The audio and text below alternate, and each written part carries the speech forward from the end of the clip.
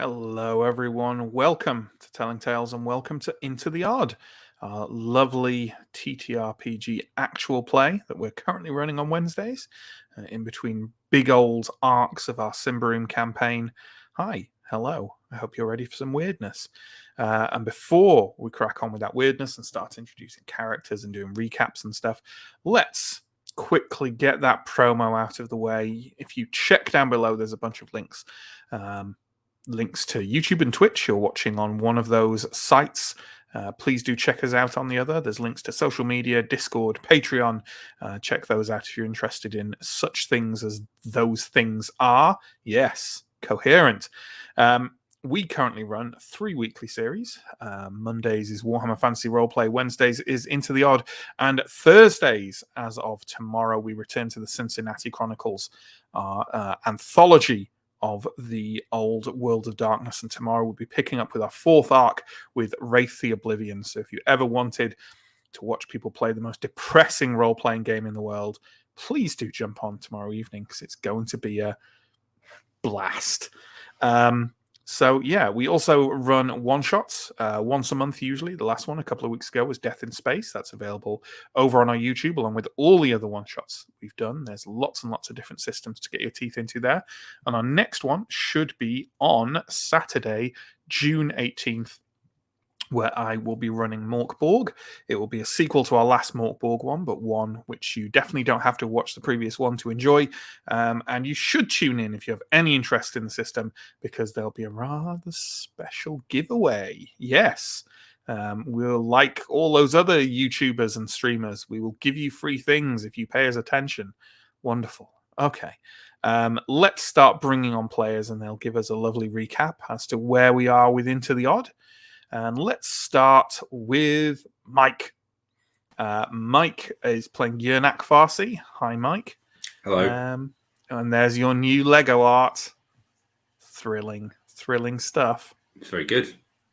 Absolutely. So where do we pick up? Because you only joined us last week for the first time. So how did that start? So my character, Yernak Farsi, was stuck in some quicksand in a little shack, quite a rundown little flooded shack, I think, on the coast somewhere, if I've got that right. And I was being harassed by a sort of a monkey man.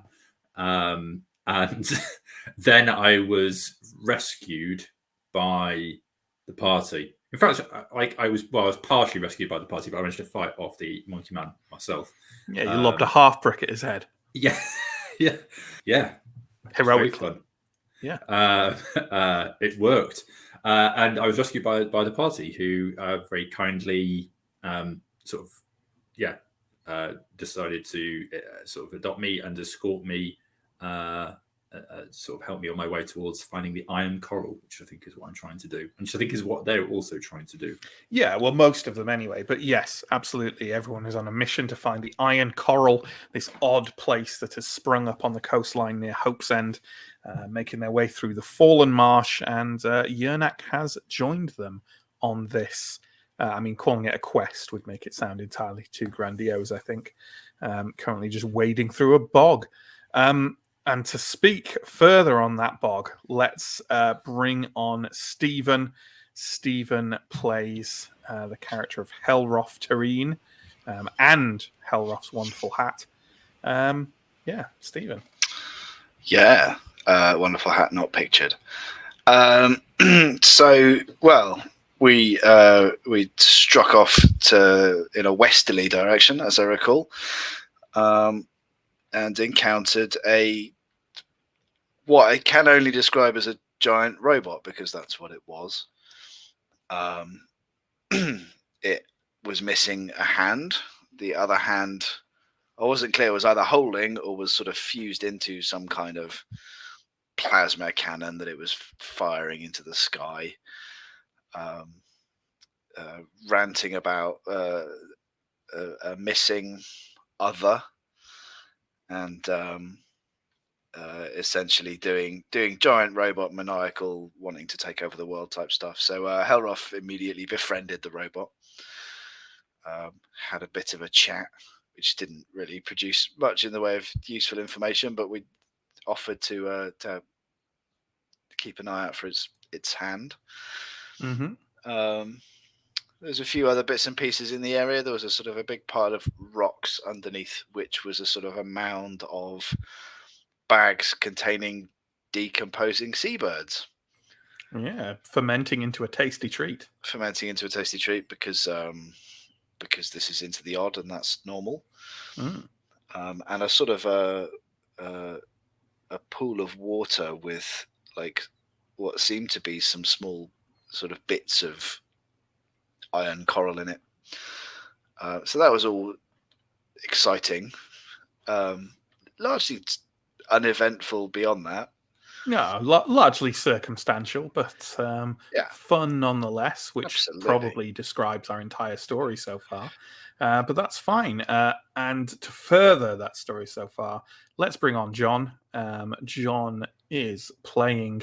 John is kind of a guest star here, playing Narman Ooze, who's joined the party just for their trip down south to the south of the Fallen Marsh to the Beacon Tower. John.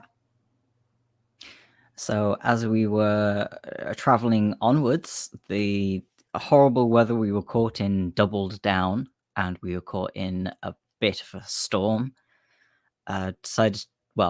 Tried to find shelter for the storm, and came across a weird-looking cleft in a cliff face, which we went to investigate, and found a huge rabid dog in a cage.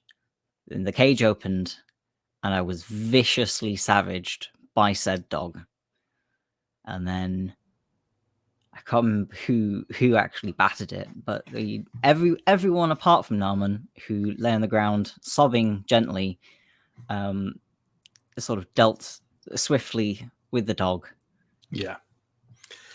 I want to say it was Chris, who isn't with us tonight, by the way. I think it was Chris who managed to shoot the dog dead. But then, and I will give Chris's recap, because Chris, who plays Doran Creed, as I say, is absent tonight.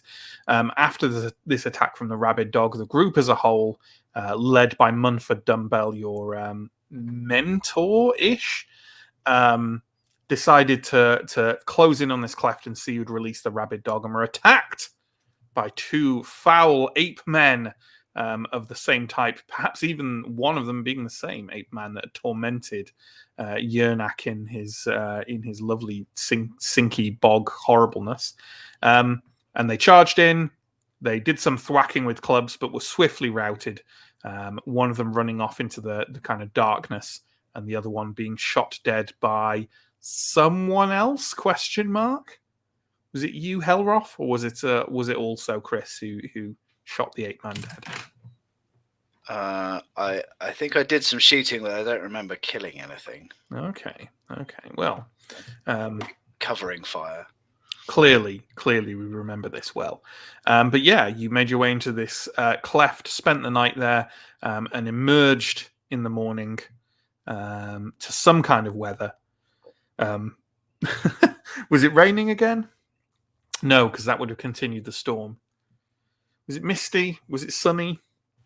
I think it was our first sunniness, maybe. I think it was sunny because sunny. Yeah, I think of where we went next and what we could see from there. Yeah, that rings a bell. Okay, well, we'll say it was sunny. And where did we go next? Well, let's bring on Sam, who plays Tiva Oliphant, to tell us where we ended up last week. We went to a kind of swampy-ish place, I think. A place that had a large watchtower and a sort of strange humming noise going on. I think it was Helroth and Doran Creed who decided to go up the watchtower. And I think they found some bombs, if I'm remembering correctly. They found something like 6 bombs. So they now each have a few bombs. And I think they did a little bit of scouting from the top of the watchtower as well. Tiva went off to investigate the strange kind of humming, buzzing noise, and found a kind of a face made up of like buzzing insects that she sort of tried to communicate with, but it didn't seem too friendly. So she kind of backed off, and then someone else came to try and talk to the face as well. I can't remember who, but I think it went equally poorly. Maybe Helroth? Oh no, because Helroth was up the watchtower. Yes, I did try and speak to them. Okay. I failed, I think. Which is Yeah, ironic because I have the flesh tome of Babel, but there you go. Yeah, I think we kind of spoke to it, but they didn't seem very impressed with us. Didn't like attack us or anything, but also just seemed unhappy at our presence, and we sort of backed away, thinking it best to leave this creature in peace. Absolutely, and I think that's pretty much where we left ourselves last week, and we'd kind of looked around at all the different options, all the different directions to go in the Fallen Marsh, and we decided to go directly south, leading because you can see the beacon tower from here with its burning beacon on the roof, and you are heading directly south towards it because that's why Naaman is in this marsh, and given that he's given you his help, it seems only fit and fair to accompany him to the target of his journey. So, has anyone? I think everyone's rolled for weather by now, right? At least once. So, John, you might not have a chance again today. So, why don't you roll weather for us? It's a D6, right? It is a D6. 1. Okay. Then as you are striding to the south towards the beacon tower, the sun goes behind the clouds and big fat drops of rain start splattering down around you again. Munford grumbles and kind of tucks his spare powder under his hat as you stride forward. Ahead of you, the beacon tower on top of a kind of a more solid rise at the south of the marsh. Even further south from that, you can see the land start to kind of even out and turn into a much more palatable kind of like coastal grassland as it spreads out, much more firm footing. But ahead of you is the beacon tower. It's made with rough stone walls covered in moss. Looks to be 5 stories high. On the top is a burning beacon, which is burning very brightly indeed. Even in the daytime, it's very, very, very visible. There are wooden doors ahead of you leading into the bottom story of the tower. They seem to be barred from the outside, with bars that have been kind of like hammered in with like big, and when I say nails, I don't mean modern nails, I mean old school kind of like big metal nails that have been slammed into the stone walls. Munford takes a few strides away and is sort of gazing at the iron coral where you can see it in the near distance, past the edge of the marsh and on the beach. He seems singularly uninterested in the goings-on of this beacon tower. I am going to stroll up to the nearest door, and I am going to knock. Okay, it's those barred wooden doors. There is no other way in that you can see, other than if you want to climb up and crawl through one of the narrow windows up there. I don't think I'll fit. There is no response. So do you need to get into this tower, Naaman? I mean, if I want to know what's inside it, I suppose so. It's a fairly traditional way of finding out what's inside the tower, isn't it? Of course, if whatever inside wants to come outside, then that would sate my curiosity, I suppose. I don't know how we might persuade whatever's inside to do such a thing. There is a noise coming from near the top of the tower that anyone who decides that they might want to be listening out for any such thing can detect. It takes a moment or so for people to grasp a hold of it, but it does kind of sound like a distant humanish voice going, "Help." Hello? Can you hear us? Help.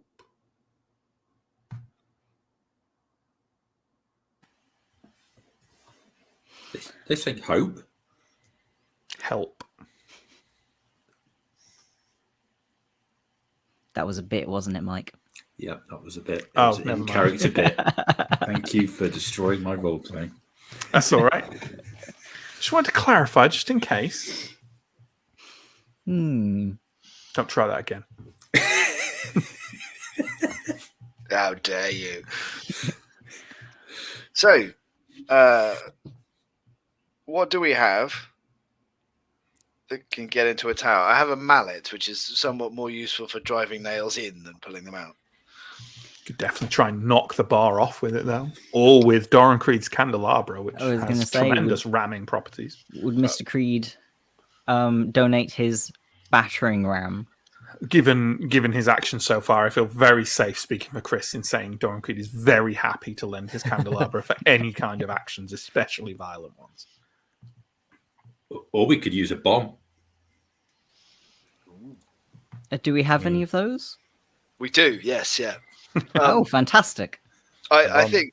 Sounds I interesting. think, well, should we start with the candelabra, or do we want to open with the bombs? I think bombs. Bombs. Bombs. How sturdy is the tower? Oh, the tower looks like it's gonna. Yeah, it's gonna. I mean, these are just. They're not like bombs. They're like a granado. Like a sort of old school, like a cartoon kind of cherry bomb. Sort of. Yeah. I mean, that's kind of what they look like. Yeah, and you light the fuse and you throw it, and Bombs it is then. Right. I will. 18th century grenade. I will light a bomb, lay it down, or gently toss it to the front door and retreat to a safe distance. I Absolutely. cover Wexter's ears. Well, shall we? Given that it didn't give the stats of the bomb in the section where you picked it up, I'm assuming it's in that they're listed in the equipment section. At least probably so. Yes, bomb, D10 blast. So, why don't you give me a D10 roll, please, Helroth? Sure. I don't have actual stats for the door, but I will I rolled a eyeball it. 6. I think that's more than enough. The bomb goes off with a tremendous crack and absolute kind of like burst of smoke. And when that clears, you can see that the not only is the bar holding the door in place kind of cracked open and tumbled onto the ground, covered in scorch marks and little flaming patches, but the doors themselves are kind of like buckled on their hinges and have kind of like swung inwards slightly, which you're pretty sure is the direction they're not meant to go. So access granted. What That wonderful was precision. amazing. Fantastic. That was a good bomb. I'm very much looking forward to discovering future applications for these. How many have you got each again? I think Chris and I both picked up 3, so I'm down to 2 now. That sounds right. Yeah. Okay. Are we proceeding into the bottom floor of the beacon tower? Yes. Okay. You do so as a group. Munford is going to bravely hold outside. Shall I bring Doran with you? I'll bring Doran with you. You walk into what seems to be an entrance hall. It has there are no kind of windows on this bottom floor, so all the light is pouring in through those double wooden doors. So it's quite dim in here, but you can see that ahead of you there are a number of quite comfortable looking, slightly battered but not too old leather chairs that are sort of sat around the place. One of them is like tipped over on its side in front of you with a small flame going on the on one of the legs from the bomb. There is a fireplace full of cold ashes, and there is what appears to be a note nailed to the west wall, and some stairs leading upwards. I'm going to go and read the note. I take it, are you plucking it off the wall to bring it back to the light, or is someone lighting some kind of lantern or torch?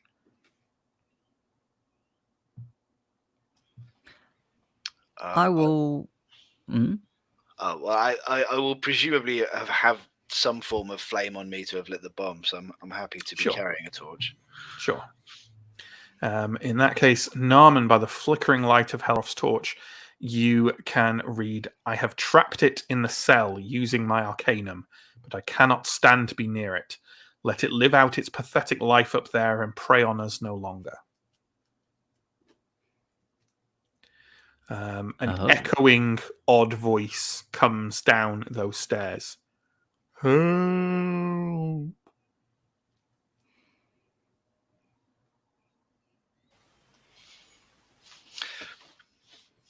It seems that whatever resides in here is not without controversy. Maybe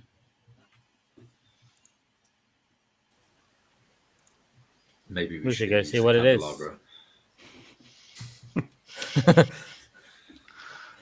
I don't know whether the candelabra's door opening prowess would have been any more reversible. Too late now. Well, maybe this whole thing has been one large misunderstanding. It's possible. So, are we striding our way up those stairs? Yep. We're not going to not try and make friends with it, are we? Whatever it is. No. So, you all make your way up those stairs to the second floor of the burning tower, which is what it's called. By the way, it's not actually burning. I mean, the top is, but and you find your way into what evidently used to be some barracks. There's a number of cots in here and wooden chairs and the like, but also, rather usefully against one wall, are a number of racks, and on those racks are weapons and shields. That seem to be in perfectly good order in which anyone can avail themselves of. There are 4 muskets, 2 halberds, 2 swords, and 2 shields. I do quite fancy having a sword. Or swords and shields bulky. I already have a musket, so I don't know if I can comfortably carry anything else. I don't think they are bulky. Let me check the old listings. No, it's not. Oh, yeah, shields are bulky. Okay. How many bulky things are you allowed? 1? I think it's just 1. Let me double check. They require 2 hands or significant storage to carry, and require 2 hands to wield. Anyone carrying 3 or more bulky items is reduced to 0 HP. So you can carry 2 without any problem, but you can only use 1 bulky item at once, if that makes sense. And shields add +1 armor. So pretty decent. As for the big old weapons, yeah, the halberds would do D8 damage, sword D6, and the musket D8 as well. So I'm going to take a sword. Okay. Anyone else availing themselves? I will take a halberd. Is that bulky, did you say? The halberd is not... Oh, yes. Yes, think it halberds is. are indeed bulky. Okay. I'd take a musket. There's one going. Which is bulky as well. In that case, I'll just take a sword. I'm going to take a sword and a shield. Because then I have 2 bulky items. Because I already have a rifle. And we will obviously offer Doran Creed his pick of the things next week when he returns. So, The only other thing in this room is that there is a set of stairs leading upwards again. Onwards. You stride up the next set of stairs onto the third floor of the burning tower and find yourself in what seems to be a library.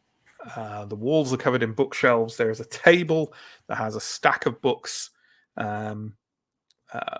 on it where someone was clearly reading some time ago. The environment here definitely has the atmosphere of kind of like it's not been forsaken for years or anything, but you wouldn't be surprised if weeks or months have passed since this place was locked up and abandoned. But yeah, a library. Are there any very expensive looking books? Or They're all rather inexpensive looking books, in fact. The ones on the table that you can see appear to be tomes concerned with fish, deep sea animals, and a treatise on coral. All of them also have kind of scrawled notes tucked in them in various points. So clearly someone was carrying out some concerted research. Not him.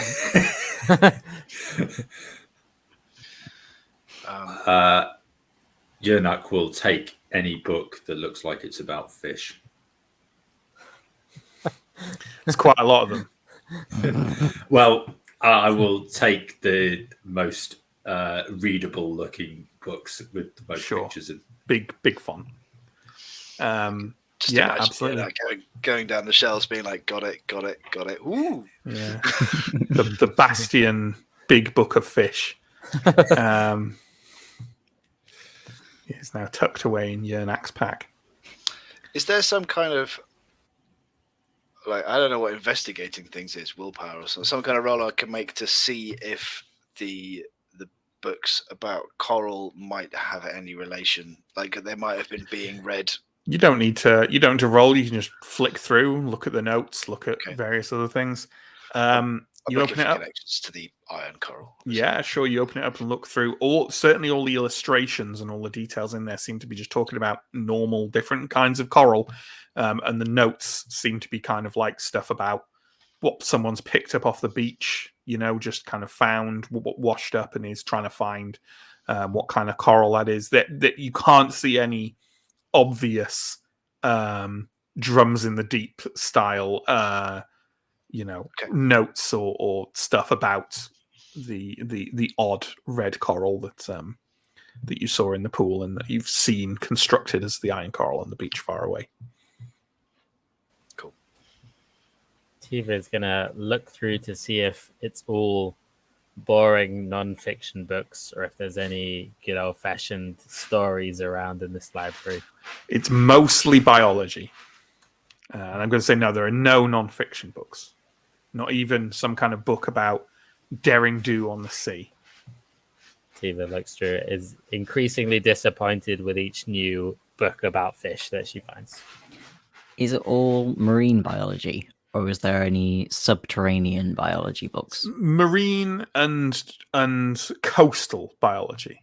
Okay. Yeah. That's less interesting. Someone here was some kind of natural historian, clearly. There appears to be nothing else in here. That odd hollow calling from above seems a lot closer here on the third floor. Are we making our way up to the fourth? Yes, and I think I will call ahead of me again. Hello? Hello, friends. Hello, friends. Are you making your way up to that next floor? Mike's loving this. They called it called us a friend. It can't do anything horrible to us. Yeah, sure. So you make your way up to the next floor, and it is what appears to be a jail of sorts. There is no daylight in here, no windows. You have to Helroth has to kind of raise his torch to see further. There are walls, the stone walls are burned.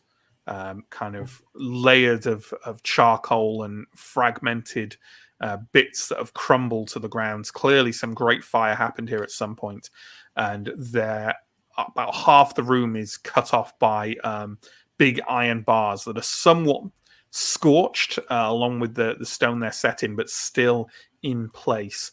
And as you raise your torch, you see something really quite large lurking in the shadows behind the iron bars. There is also another set of kind of winding stone steps leading upwards again. But I'm guessing we might be interested in what is lurking behind these bars. It is clearly alive and moving slightly.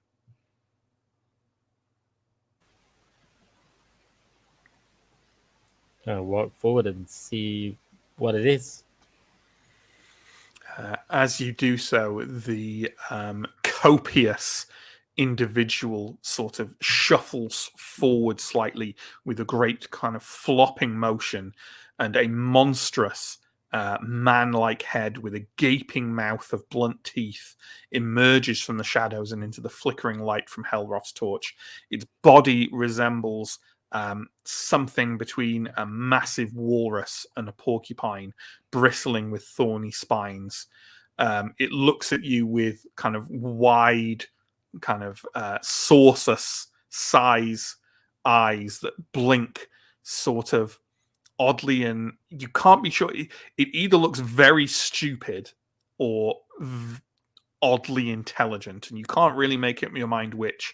It opens that huge gaping mouth full of the kind of like almost stone-like blunt teeth and says, "Friends, let out."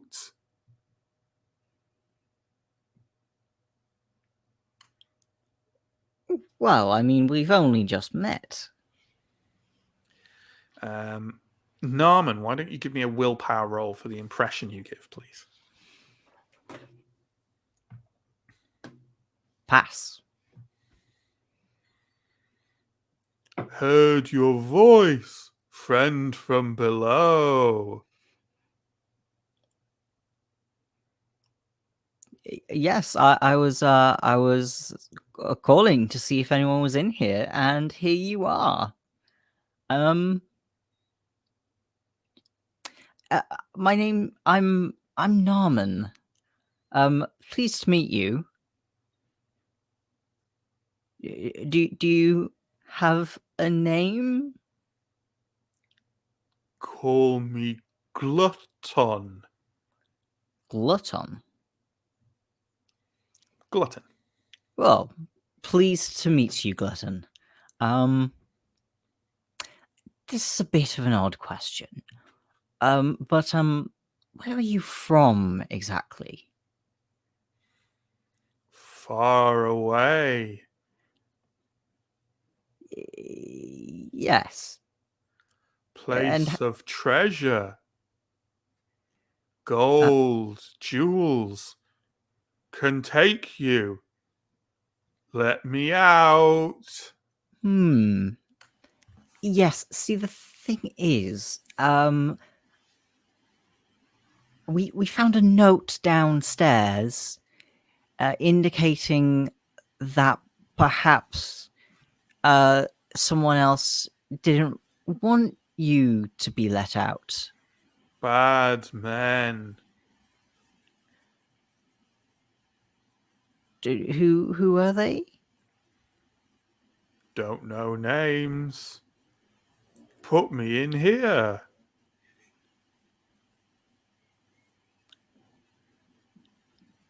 And what exactly happened to the decoration around here?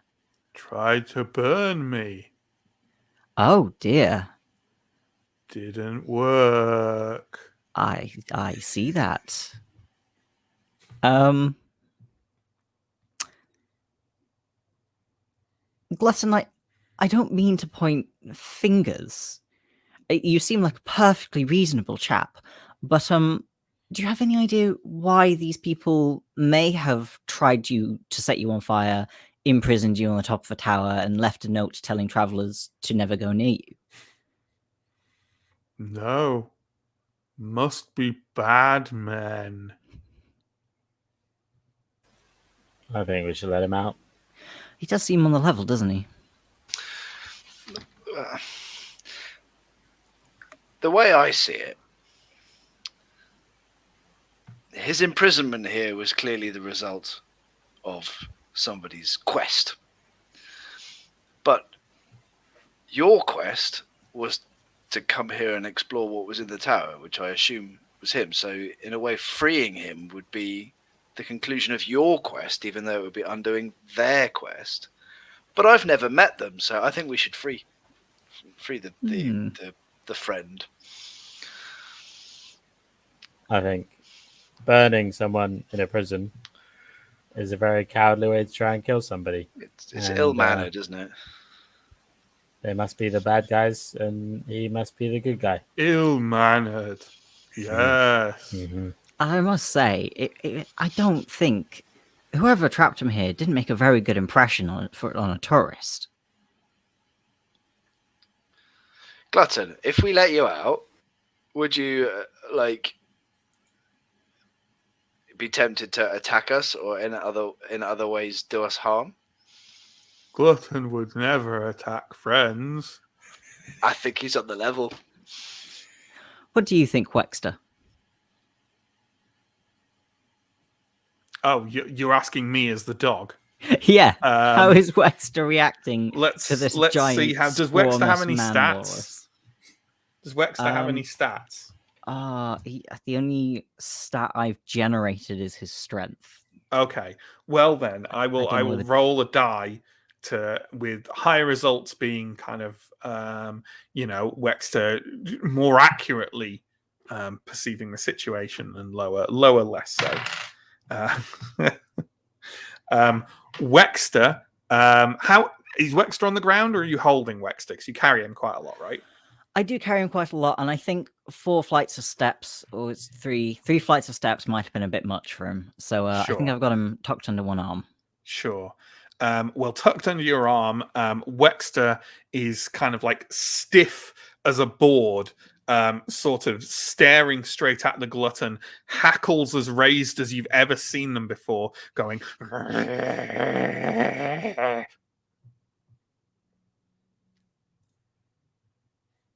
He seems to be a towering pillar of rage and fear. Chaps, I think that might be a vote against freeing him. Are you sure? Did like the sound of all that bad treasure. dog. Bad dog. Don't you talk to Wexter like that.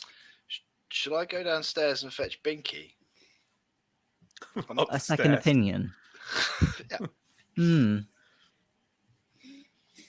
I don't know how well the horse would fare on the stairs, but we could try. Not well. They're quite tight spiral stairs.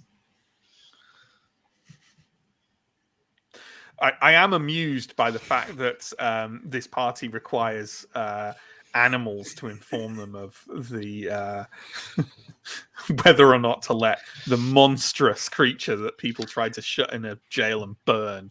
It's not. It's not go a bit close to the edge of the yard and poke it with a stick and then run away, is it? It's into the yard. True. Yeah, it's true. It's true. We could look upstairs and then make a decision. Fantastic idea, Yonak. Let's do that. I think the ultimate choice should come down to Narman and Wexter. Like, this feels like this is your quest, so I will defer to your judgment. Yeah, friend Narman, not dog. Dog. Bad dog. Glutton, that's awfully forward of you. Not bad dog. Foolish dog. Glutton, I don't think you're winning him over here. Not foolish. Temperamental dog. Well, I can't argue on that one. Glutton will be back in a moment.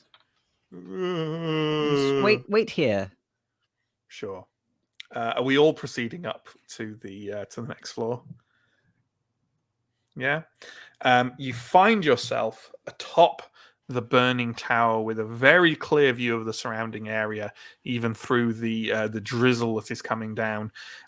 You see a huge flaming beacon giving off a virulently chemical scent atop this tower, kind of under a large pillared dome. It is hooked up to some form of fuel tank. A very, very, very large fuel tank.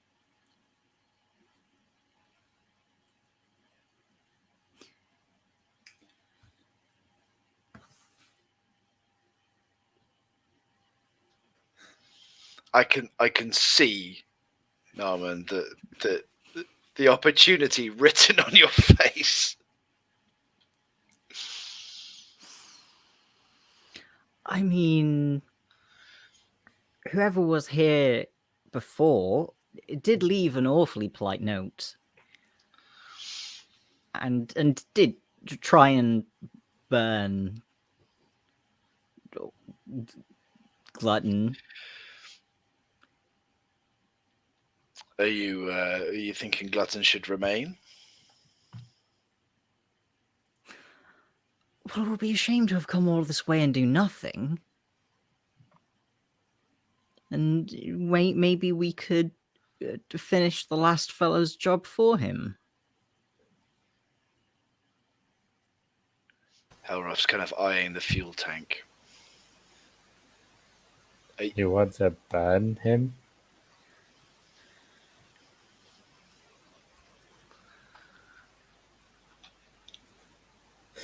I don't want to burn him. He called us friends. He called Wexter a bad dog. Look at this face. It's a complex world of contradictions, isn't it? Wexter is clearly a good dog, but I don't know that calling him a bad dog warrants being burnt alive in a jail cell. Well, that's one opinion, Tiva. I agree.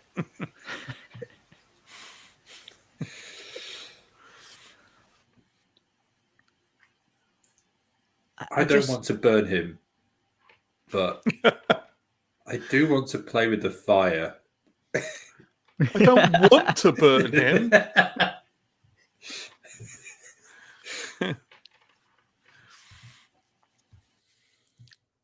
Well, it's the ball has been left in your court, Narman. This is your chosen mission.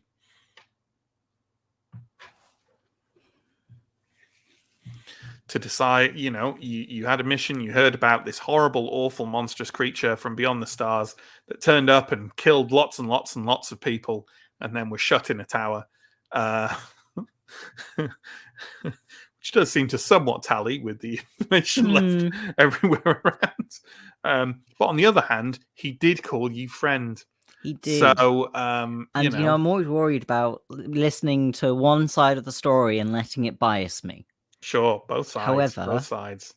I do have to say, considering everything we've observed within the tower, I think Glutton might need to die in a fiery inferno.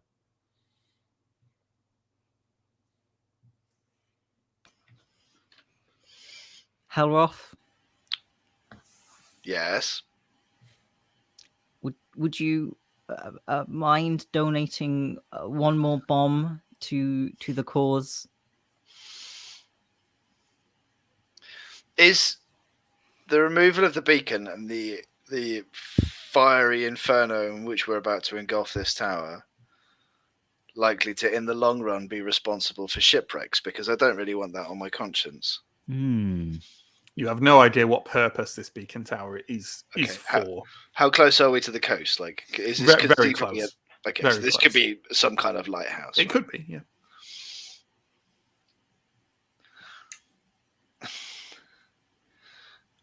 If this is how you think the quest should adequately conclude, then who am I to argue against it?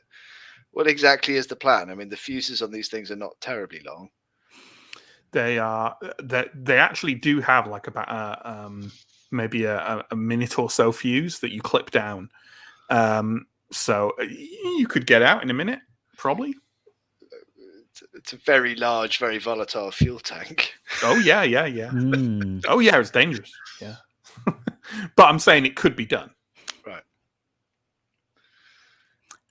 Could we tie anything to it to make the fuse longer? Yeah. Could you of tie course two you of the could. fuses together? If you didn't want to use the other fuse, yeah. I feel like my bombs have incredibly easy come, easy go. I was Yes. But bomb you rich could- this morning. You could use other things. You could take a handkerchief and improvise it. That it probably wouldn't buy you that much time. Maybe another 5 or 10 seconds, but it could be done. I just want to say, and I know that I've not known people here that long, but I do want to blow up the fuel tank, but I don't want to kill the thing in the cell, and I just want to say that. Okay. Well, you don't have to kill the thing in the cell, Yernak. The exploding fuel tank will do that for you. I don't want to be a part of that. I'm sorry, and I will make my way back down to the next. Do you let the glutton out on the way? I've had them, glutton. And so our story ends.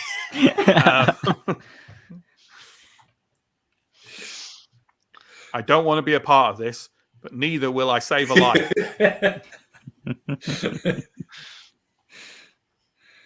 I don't think it's Yernak's decision to let this thing go, because I don't think he knows enough, and I think that he feels that he doesn't want to be part of a killing, but he doesn't also want to be part of freeing something potentially dangerous. So he's going to do nothing. No, that's fair enough, Pontius. We'll so the others. Are we carrying out Narman's handkerchief tied to a fuse? Leave the bomb on the fuel tank, sort of affair, or we could volunteer one of Doran's bombs for it if that felt better. Yeah, if we can volunteer. Well, I think what I want to do is hand a bomb to Narman and say, regardless of what you decide to do from here on in, I think my involvement in this part of the quest ends here. I wish you luck. Well, thank you very much, Halroth. Pat Wexter on the head and kind of just saunter down the stairs. You get down before the bomb gets set. Yeah. I don't much care how the plan goes, but I don't particularly want to be the person that lights the fuse on this one. Sure. I'm not dexterous enough to get out in time. Yeah, I think Doran's going to accompany you down as well. I think, generally speaking, getting most people off this roof with the fuel tank is probably a good idea before the bomb gets lit. Tiva, how about yourself? Are you hanging around? Or I'm sticking around. No reason to leave yet. Bold. I love it. So, all right, Helroth and Yernak, you have made your way out. And you know what? While we're on our way down, Yernak, as you're on your way down, let's say you're in the barracks. You kind of step down to that second floor, and as you're making your way across down to the entrance hall, you catch just some motion out of the corner of your eye by the window to the tower. Something kind of odd flickers near that window, and then on the inside of the tower, or on the outside. It kind of difficult to tell from. It was very brief. I'll just get my sword out and give it a. What's that? Someone there? No answer and no further motion. I will make my way down, but a bit more carefully and with my sword still drawn. Sure. You make your way out of the front of the tower successfully. No, nothing further. Helroth, you make your way out with no issue. Narman and Tiva. Narman, what are you doing? So I've established that Narman wears shorts with socks and sandals. I'm going to take my socks off, tie them to each other. I imagine they're quite long, like they go up to knee length. I tie them together and tie them to the end of the fuse and lay it over the fuel tank. Okay. Give Tiva one last chance to argue with me. Seems like a good plan to me, Narman. Excellent. I love how quickly we swung from more or less an entire consensus, apart from a corgi, to let the glutton out of the cage, and that moved so swiftly to so the corgi's growling at him. Let's burn this fucker down. Dogs have great instincts, Matt. Yeah, it's true. It's true. The Wexer's never led me wrong before. That's fair. All right. I take it you're setting this fuse and then getting out of there. Yep. Would you like me to carry Wexter down, Narman? You know, yes. Okay. Yes, I think that would be. So Tiva is going ahead with Wexter. Okay. That's I'll fine. go slightly ahead, gently picking up Wexter. Wexter seems amenable to this.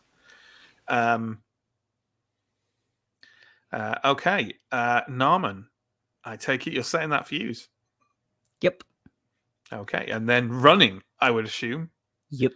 Okay. As you pound down the stairs to the cells, the glutton kind of peering through the iron bars goes, friend, letting out? Sorry, Glutton, can't stay, need to go. Bye. Friend, come back. Come back. Eat you. The glutton is gnawing at the bars of the cell with a horrible grinding noise, sending kind of sparks flying from its blunt teeth, spraying over the cells. You feel like you may have made, at least in terms of the fate of the glutton, perhaps the right choice. Of course, you may be consigning hundreds or thousands of sailors to their deaths, as Helroth mentioned. But, well, the glutton's sorted anyway. And at least they won't die by the glutton. Absolutely. Can you give me a dexterity roll, please? Pass. Hey! In that case, you kind of sprint out of the doorway of the tower just in time. All of you kind of feel the wave of the explosion over you, maybe even before you hear it. But hearing it is a bit of a misnomer, because basically what happens is all your ears pop at once, and the world goes kind of cracklingly deaf for a few seconds. There's a great flare of light, and when you look up, there is the top of the tower is just kind of gone. Pieces of stone and metal are kind of like flying out and in great parabolas across the sky, splashing into the sea and into the fallen marsh, and other flaming bits of wreckage are kind of dropping around you. As you all, I think it's safe to say, desperately make your way away from this disaster as swiftly as possible. Narman, as you're kind of staggering forward, one thing does kind of like fly through the air and just like embed itself into the ground in front of you. It is a large stone-like blunt tooth that is no longer in a mouth.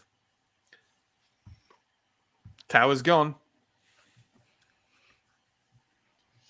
Fantastic. Munford, for his part, is staggering away with like his hands clutching at his ears, and turns around and goes, "What the fucking arse!" There was no treasure in there. It's a Is horrible that monster. policy?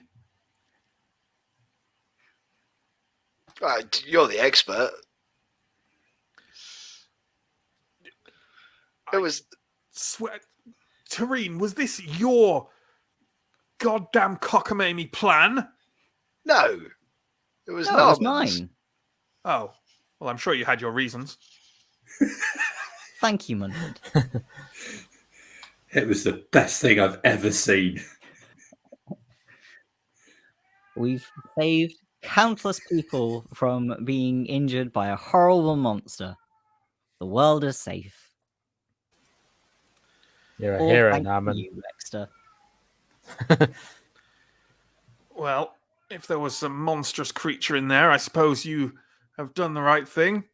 My advice, Mr. Ooze, make your way back to Hope's End and tell the people there. Some of them seem somewhat concerned with it. Perhaps they'll give you some kind of reward. That's certainly the plan, and I'm wondering if I can find any ivory dealers with this tooth. Well, yes. Good luck with that. But unless you have business at the Iron Coral, I think it's time we made our way there. Well, if I see you all back in town, drinks are on me. Unless you get rich, then drinks are on you. Nice to meet you, Narman. Good luck. It was And a there, pleasure joining you on your quest. there we part ways with most of the group striking north towards the Iron Coral. And we wave goodbye to John and Narman, Ooze, and oh god, I've forgotten the name of the corgi already. Wexter. Wexter. Guest stars extraordinaire. Thank you, John. Thank you. Okay, so are we fucking around with further hexes, or are we heading straight to the Iron Coral? Because if we're heading straight to the Iron Coral, there's only really one route to go, which think is last through week we hexes you've been before. I think last week we decided we would go here and then to the Iron Coral, but I'm not, or to the beach where we thought the Yeah, Iron sure, Coral we can was. go to the Iron Coral. Yeah. Does that sound right to everyone? Yep. Yep. Yep. I think Doran had some interest in some stone columns to the north, but I suppose we can always swing by those on the way back from our clearly going to be successful adventure. So yeah. Sure. Well then, in that case, you strike out north, and let's calculate these hexes then. So that's 1, that's 2, that's 3. Okay. So basically, you head back north, past that watchtower, and on to where the cleft is. And you know what? That cleft is actually going to be where you spend the night again, because making your way back up north will take a majority of the day. I really should roll for weather, but I think let's just get to the Iron Coral now. Let's not monkey around. The next morning, you stride out of the cleft and head to the west, to that beach that has been your destination for these few days. It is a sandy beach, scattered with seashells and dead fish. You pass over a set of dunes to reach it that feel somewhat desolate, and it's slightly infested with flies.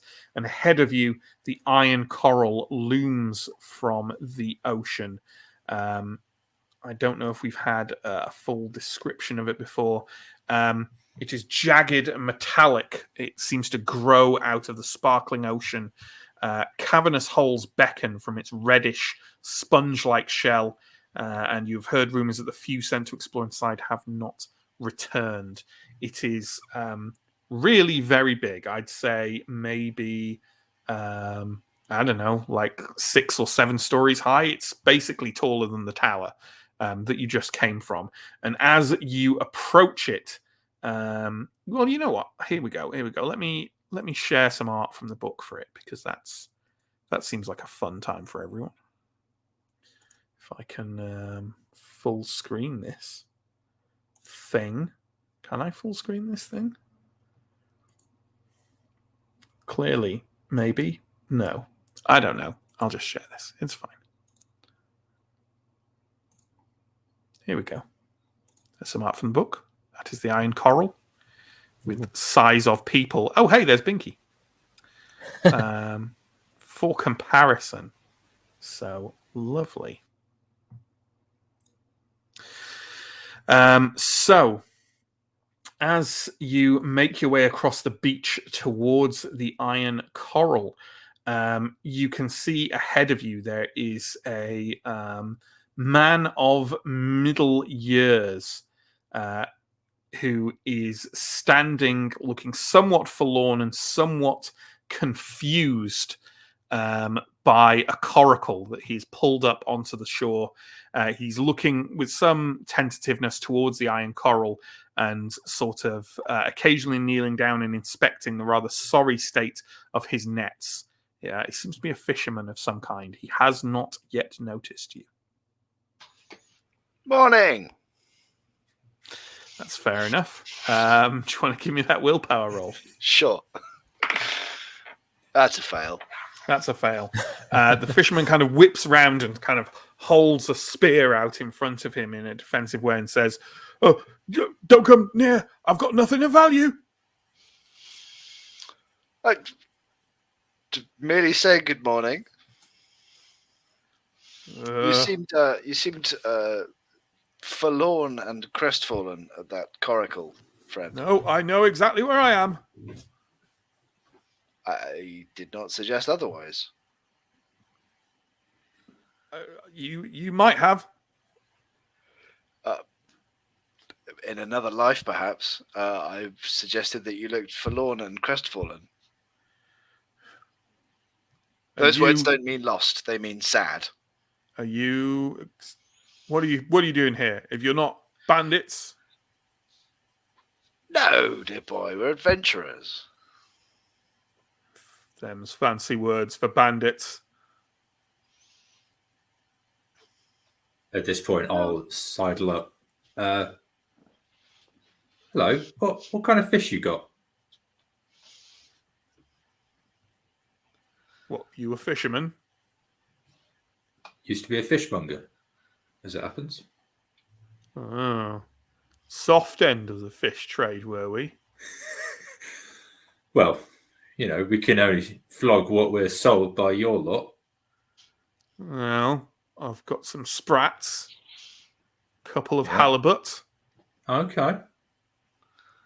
Something looks a bit weird. Gonna take a look?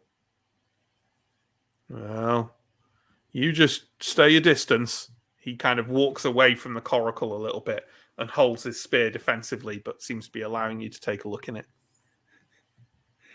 All right, I will go and inspect the mysterious fish. Sure.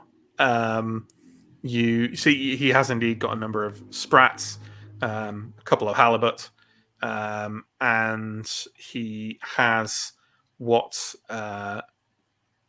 appears to be a somewhat smaller than the others you've seen, but recognizable given that you know where it's from.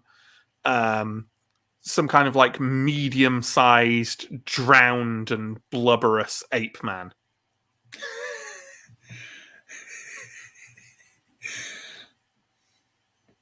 I don't think this It is a smells fish. pretty bad. I don't think it's a fish. I pulled it out of the sea. I've seen them on the land. It's got a surprisingly advanced notion of what the term fish means there. I've seen fish on the land as well, though, in fishmonger stores. Not now, Helroth. Understood. A voice from near the back of the party says, "What the fuck are you talking about? Yeah. We're right here. The iron coral is there." Yes, sorry. We are adventurers and we are trying to get to the iron coral. Do you know The anything fisherman about kind of this? indicates slightly over his shoulder at the towering iron coral behind you. Yeah, that's the one. Yeah. Well, do you want it? He's like prodding at the drowned ape man with his spear. Oh no, I don't sell fish or monkey men anymore. Monkey. Oh, yeah. It is one of them, isn't it? It is one of them. Yeah. Yep. Well, good luck with everything. March off in the direction of the coral. The fisherman seems quite glad to see you all go. And the last you see of him is he's kind of like tipping his coracle in an effort to dump the drowned ape man out into the surf, while retaining his pitiful supply of sprats and halibut. Okay, iron coral it is. So let's actually get the iron coral section up.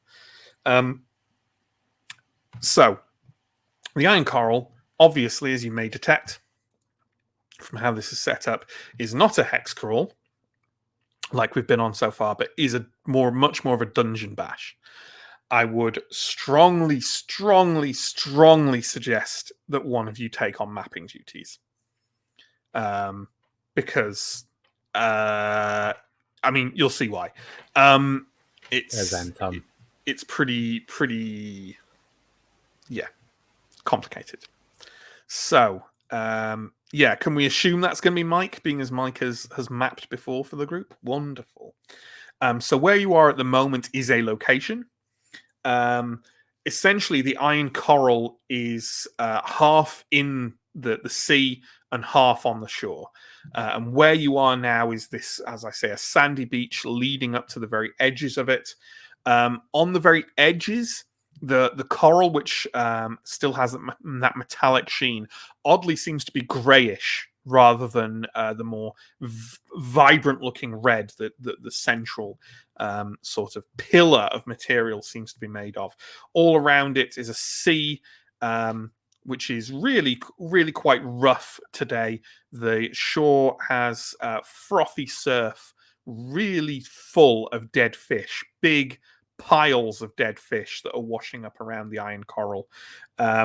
Leading onto it itself, you can literally kind of climb up just with a few kind of like handholds from the beach itself onto this kind of platform of grayish red coral. And from there, you can see that there is a rough, dark slope, an opening leading down into the coral itself. There's also notably a number of burnt out fires on this little platform of grayish red coral, kind of like scraps of rope, discarded torn clothing. Generally speaking, you are not the first people here. Munford kind of glances over all that material and sort of, damn it. Do you think there will still be good treasure, Mr. Dumbbell? We have to bloody hope so, don't we? Otherwise, I'm not paying off that debt. I mean, it's not really about being the first to arrive, is it? It's about being the first to leave. Shut up, Tareen. Exactly. And we're glad you agree. All right, looks dark. I will gladly hold this lantern and provide light for you at the front. Very kind of you, sir. No time like the present, shall we? Let's. Make sure your powder is dry, that's all. Okay, so don't be alarmed that I roll a die every time you go into a new room. Although I will do that straight away now, that's fine. What you find down that slope leading into the interior of the iron coral, you find yourself after a shortish walk in a dark cave with the sound of echoing waves somewhere nearby. The echo sounds oddly metallic as it reflects off the walls, which are almost kind of they are kind of stone-like and kind of like the coralline with the grayish reddish coral, but nothing yet quite like that vivid red you saw on the exterior or in the pool on the shore. As far as what is in this room, not a terrible amount. As I say, the dark cave with echoing waves. Now we're going to start talking about passageways a lot here. So for Mike's benefit, what have we got? The east wall. So let's say for a start, Mike. Okay, so the platform where you came from, call that the top left of the map where we're going here, okay? And you've come down a shaft that runs south from there. And then the cave that you're in to the east is what appears to be sort of... that's a good question. What is that? This map is quite interesting. Okay, on the east wall, there is what appears to be a crawlway of some kind, like a long, low tunnel that you have to kind of like hunch over and get on your hands and knees to go through. It seems intentionally made. To the north of that, but still on the east wall, flush against the wall is what seems to become some kind of chute in the floor, leading down at an angle to the east. To the west is a wall that's a bit different from the rest of the kind of rough, stony, grey, metallic surroundings. That is made of red coral, and it looks soft and meaty. To the south, to the right on the south, there is a passageway that looks a lot more navigable. It looks like the bottom of it is covered with bubbling, glistening foam. And to the left of the south is what... Sorry, hang on. Can we stop using right and left? Because that, sure. That is confusing the hell out of me. To the southwest corner of the cave is what seems to be basically just a little alcove that leads to some kind of other chamber. So do you want me to go through those briefly again and make sure we got them? Okay. On the east wall, to the north of the east wall, there is a chute leading eastward downwards. Then we've got sorry. So then keep on going clockwise. We've got a crawlway that's going to the east. We've got a foamy navigable passageway to the southeast, I guess. Yeah. We've got an alcove to the southwest, maybe to another chamber. Mm-hmm. And on the west, it's like just a wall of... Yeah, the west is like a soft, what looks like a soft, meaty wall of red coral. Yeah. Not every room will be this confusing. In fact, very few rooms will be this confusing. Okay, just like you enter and it's like every direction. Sure. Munford, as before, seems to be happy to provide guidance, but not instructions, which is handy because we're playing a role-playing game. I'm gonna take my dagger and just pick at the west wall and see how soft and meaty it really is. Like, can I just cut through this wall, or is it still like a relatively solid wall? You can absolutely cut your way through that wall. It's the soft and meaty red coral gives way beneath the ministrations of your dagger, and if you want, you're pretty sure you could hack a fairly big hole in it to whatever is on the other side. Okay, I'll just try to take note. Seems like we could get through here if we wanted to. Okay. I mean, the meat wall appears to have been unexplored, so there's that. I'm gonna have a look in the alcove. Through the alcove, you can see a room that seems to be made almost entirely of the red coral. It looks soft and pliable. In the center of the room is what appears to be some kind of like odd pinkish, brownish, like it's described in here as a meaty pile. It's not coral, but without kind of venturing a little further into the room and getting the lantern light on it, you can't really see too much what it might be. Okay. You don't think there are any exits out of that room. All right. And that's a roughly square chamber past that alcove, Mike, with no exits. Okay. I'm gonna turn to Munford and say, judging by the detritus outside, how many adventurers would you say may have come through this way?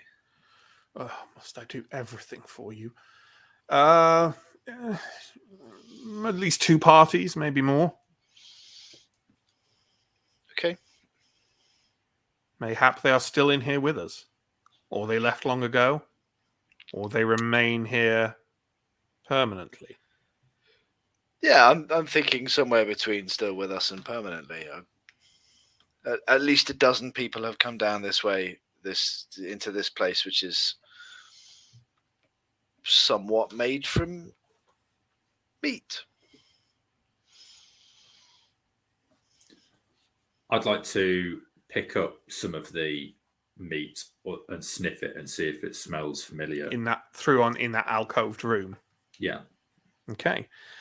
You take a couple of steps into that room, this red room with soft, pliable coral walls, and only a couple of steps in, you start to feel faint. Ooh. I might try and stagger back out. Yep, you do so successfully, but as you are staggering out, you do feel woozy and kind of have to lean against the wall and kind of hold yourself up as you stagger out of that alcove. Oh, okay. Don't go in there. It's a bit funny. No one took a halberd, did they? No. Well, yeah. Chris might Unless have done. Chris took a halberd.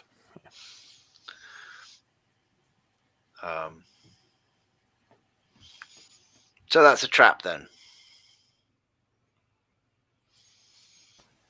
Good Lord, how incisive. Well, it doesn't seem to go anywhere anyway. We should go south maybe, or through the meaty wall.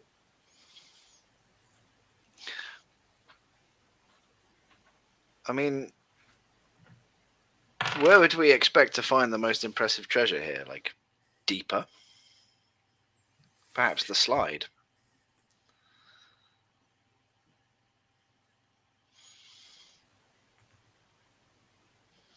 No response. Let's try the passageway. We can always go through the meaty wall on the way out.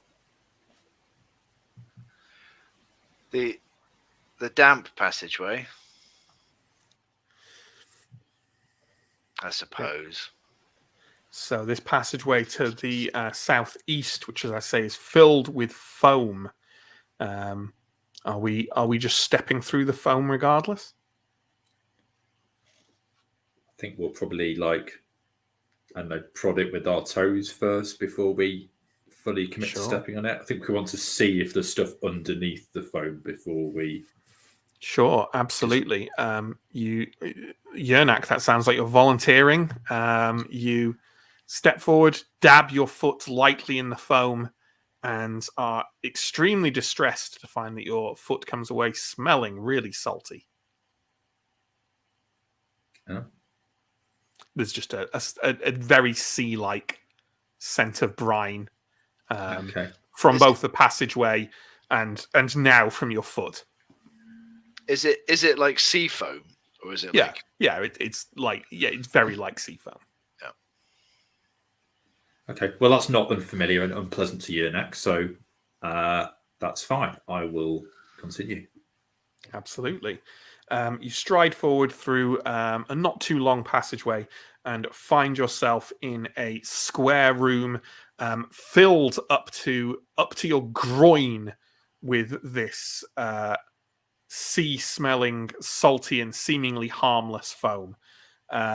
Obviously, there's a passageway you've come through, and there's another passageway on the south side of the room. Oh, let me roll. Aha! Then actually, maybe there is something else in this room.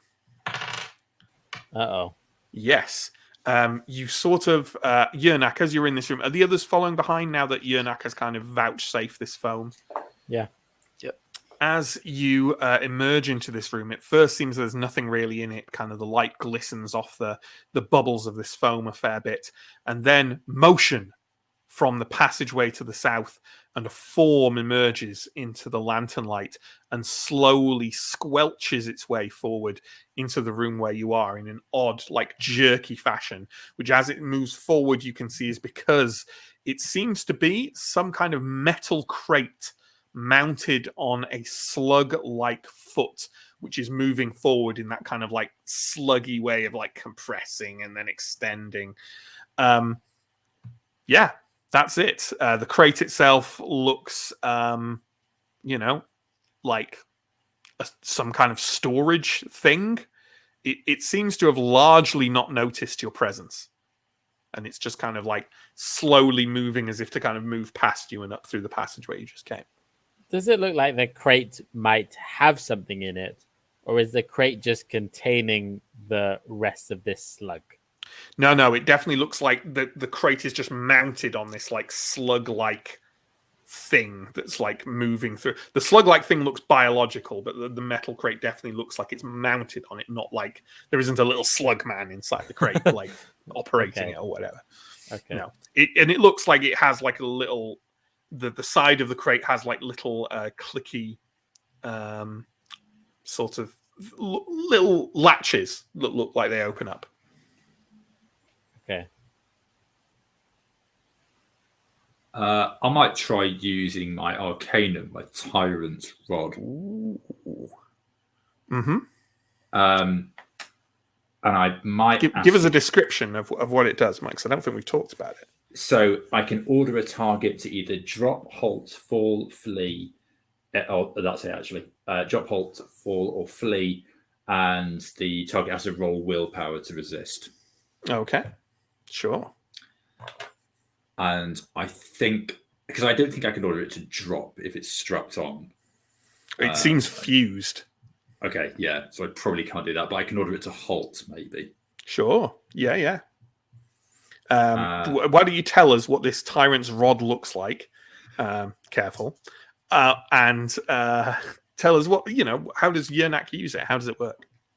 I haven't thought about this at all. So well, then this will be an exciting moment for you. just as excited as everyone else to hear about what I'm about to say out of my own face. So the Tyrant's Rod, I'd imagine, is kind of like a slightly arcane looking fusion of maybe some metal, maybe a bit of bone as well. Probably about a foot long, and I will hold it in my left hand, because in my right hand I'm probably holding my sword, and I will point it at the creature in question, and with like quite a booming voice, a voice that booms more than Yernak's usual voice, I will order this thing to halt. The slug crate kind of jerks to a halt and settles in place with a slight amount of kind of like bubbling and gurgling as the foam like settles under the base of the horrible slug foot. Munford glances over at you and narrows his eyes and says, holding out on us, Yernak? Just seemed like the right thing to do and a good time to do it if we wanted to look inside the crate. An interesting item. All right. Does someone want to look inside the crate? I'm going to go forward and try and open this crate without getting slugged. Sure. And how do you go about opening it without being slugged? What are you, how are you approaching this? I'm going to try and like move around to the side and like reach out as far as I can to the latches and see if I can get them open without being, too close to the slug. Sure. Okay. Well then, can you give me a dex roll, please? Okay. My dex is 8. Yep. So I rolled a 9. No. Okay. Well then, let me roll a d10. Ooh. Okay. As Tiva kind of like, I'm imagining it's kind of like, I've got a kind of Indiana Jones type image in my head where you're like, you reach out. The moment your hands touch the latches of the crate in that kind of like stealthy fashion, there is a blinding flash of light from the side of the crate where you are. The others of you kind of like definitely have to blink and kind of like back away and curse out loud. But Tiva gets the full brunt of it. That is, well, it's 5 damage. But I'm going to say that damage, after it rolls over your health points, I don't think it should apply to strength. I think it should apply to, what do we think? Dex or willpower? Just to save this, my health points are 5, I think. Oh, well, there we go then. Then we don't have to worry about it. Okay, so your health points are blasted away to 0. I don't think you roll for critical damage until you start taking damage on a stat. So Okay. you're fine. You're just like, ah! Yeah. Ah! It slugged me. It slugged me. What's the slug doing now? Nothing. Okay.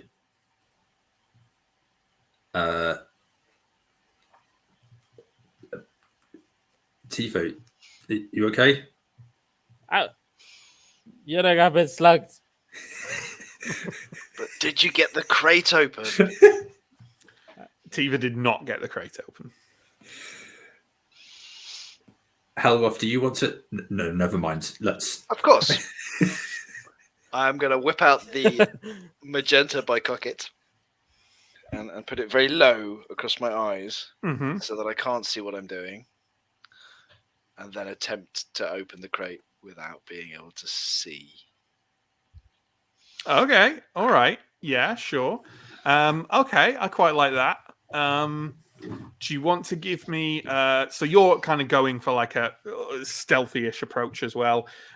Do you want to give me your choice of a dex or a willpower roll? I think either of those could apply to this. I think it's dex. I think it's working blind, isn't it? So sure. Yeah. I need a 9. I roll that's a 7. Hey, there we go.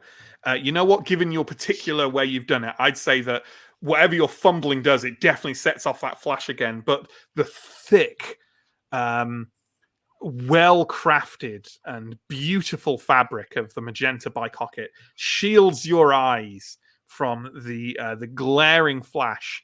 Although everyone else still has to kind of like blink away from it. TV, you probably can't even see it at this point. And you definitely hear Munford go, "Oh, for God's sake," as he's kind of like turning away with the lantern. But those latches, Helroth, click open under your fumbling paws. The top of the crate kind of sort of not creaks, that would be wood, but kind of like makes a metallic creak, I guess, as it opens up. And if you tuck up your bicocket and have a look inside, it contains a set of very strange looking and very polished looking bones that sort of shimmer like they're mother of pearl in the light from the lantern. They look rather valuable. I mean, yes, I'm having them. The polished pearlescent bones. Yes. Do they look polished? As in, I mean, somebody has. Yes, someone has given them the once over for sure. Okay. Munford kind of glances over your shoulder and says, "Why is it always you that gets to pick these things up, Tareen?" Because I'm the boldest and most adventurous. I can think of some other synonyms for that. I'll doff the bicocket at him. Thank you for your honest compliment, sir. Yeah. The slug seems completely disinterested in going anywhere or doing anything else. The crate is definitely empty.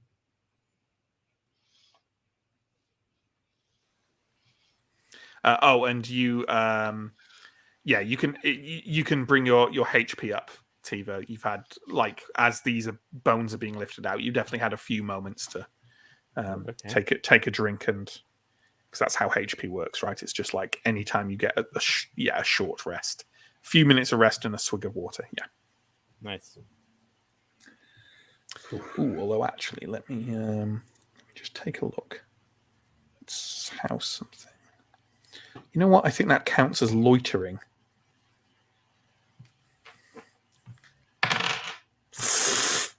Uh-oh. And he rolls the fucking slug crate again. That's not happening. I can stop the fearsome slug crate charge again if you want me to with my tyrant's rod. Nope.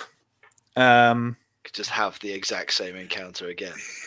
Jernak just gets a slug crate army under his command. Marches us through the Iron Corral, slugging everything in our path. Absolutely. You all start to hear a sort of crunching, stomping noise coming up the corridor to the south. There is a barely difficult to understand voice coming from the corridor saying, light,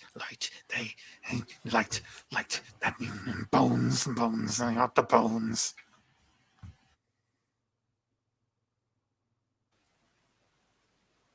How do you think he could be talking about the bones that you just picked up? I don't know what you mean, I say, readying my musket. Emerging from the southern corridor is a rust-coloured humanoid covered all over with a sort of crustacean-like carapace that is crawling with small kind of crabs and shrimp and other little ocean beasties. You can barely see a kind of face because it's over comes under like a hood of shell with little pincery appendages around an oddly human-like mouth. It takes one look at you, at the slug, at the open crate, and at the pearlescent bone tucked into Tareen's side pocket before giving out a sort of noise. And it's not happy. It's not happy. Hellroth, I'll let you have a willpower roll if you want to convince it not to attack. But maybe you don't even want to do that. Who knows? I'm going to try and befriend it anyway. Yeah. Good afternoon. Sure.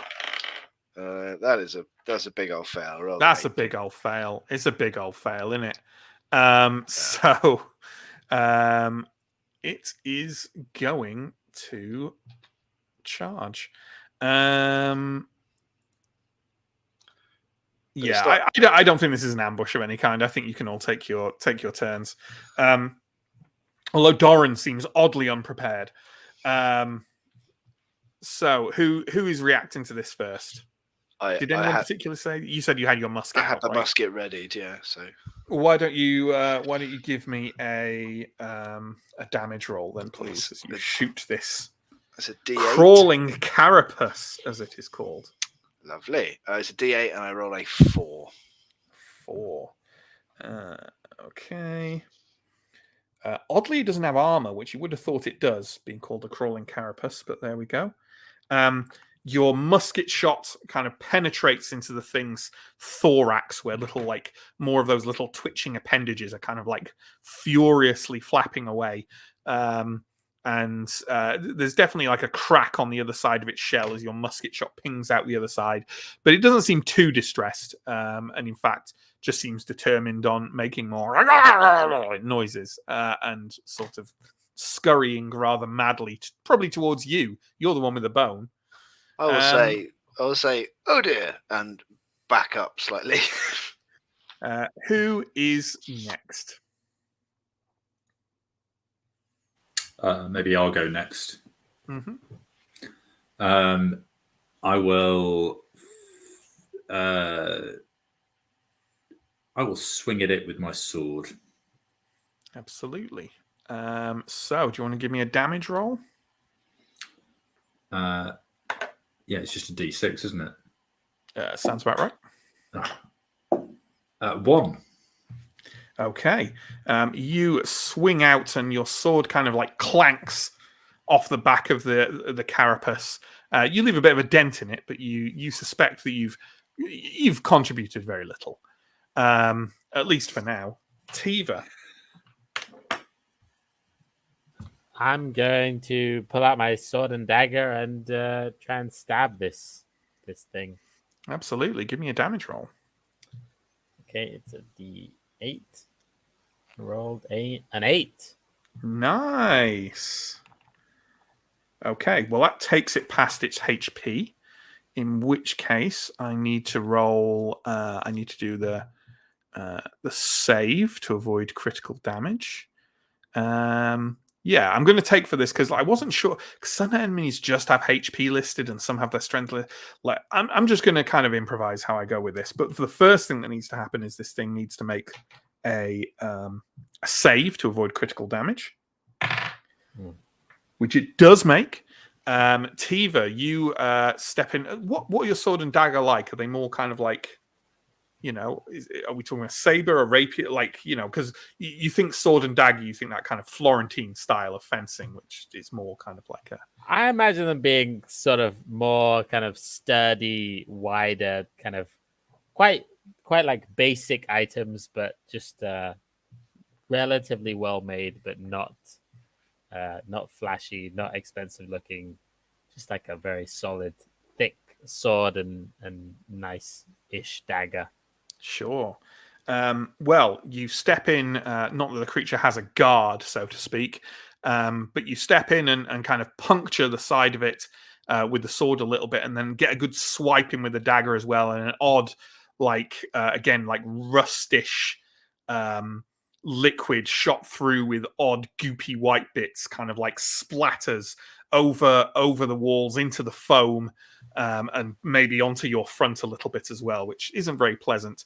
But as it's still carrying on in a fair beeline for Tareen, but the odd gurgling noise it's making definitely reaches a more kind of desperate tone. So you seem to have dealt it a fair bit of damage. Okay, I feel it would be cheeky to not account for. No, you know what? In the confines, and there's 3 of you attacking it, I'm going to say that like having the 2 NPCs attack in this first round, I don't know. I'm fine with them not attacking. Do you think so, or do you want one of them to attack? Let's pretend this is a democracy. I'm fine with them not attacking, to be honest. I think it's fair that this creature gets a go before we just beat it to death. Sure. Okay, let's do that then. So this creature is basically, as I say, just going for Tareen, and kind of as it kind of latches onto him, you kind of like, you can't see the front of Tareen anymore. It's just this thing like grabbing onto him with the shell round behind it. And it does. Oh, that was a lucky roll. 1 damage. Oof. Okay, I'll take that. The appendages kind of latch onto you, Tareen, and more than anything, it's just kind of like shaking you around desperately and prodding you a bit with these extra bits, like up and down the front, and you can just hear through its mad burbling, bone, bone, bone. Fair enough. And it's your turn again. I think Tareen should definitely get the first go here. I think, yeah. Well, so I'll be making a variety of noises of my own along the lines of "oof, ah, I say." I'm not really going to be able to bring the musket to bear, am I? Is the sword a viable option? I'd say you can give me a dex roll, and if you make it, all right, you can your choice of like drawing the sword and using it, or getting it off you, or getting the musket round and just firing it point blank at the thing. Okay. Dex, I need a 9, and I've rolled a 10 because, of course, I have. Of course, you have. In which case, I'm not going to say you don't do anything, but like all you can really do is try and thwack it with this musket at short range. I think. Headbutt So if you D4. or head, yeah, I think D4 is just unarmed, right? So either way, All right, I'll I headbutt it. I think it is. I'll just double check it. It's definitely unarmed attack is a D4. Yeah. Okay. Yeah, Sure. I think under the circumstances, if it's kind of got me pinned, that seems fair enough, right? It's got you definitely like grabbed up close. Okay. Give me a D4 roll then, please. That's a 2. That's a 2. But that forces another critical damage roll, which it does not make. Did you say you were headbutting it? Have I just headbutted a crap out to death? Well, it would seem that way. You kind of like in your panic, kind of like reach back and go, slam your face into what you thought seemed a very sturdy bit of shell covering the top of its head. But instead, the shell gives way like papier-mâché, and you find yourself up to your nose and the back of your kind of the ridge of your head there in crabman brains and ichor, and just the wash of the crustacean smell as it goes up your nose and in your eyes, probably a bit in your mouth. It's really quite unpleasant. The mouth of this carapace being just goes one last time, and it kind of topples over backwards and rolls rather comically on the floor, spasming on the back of its shell.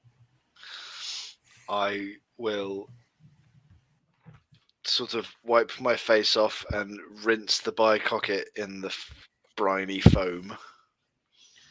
It's at this point you realise Munford's laughing. It's going to play havoc with the felt. Sort of wring it out as best I can. Sure. Shall we move on?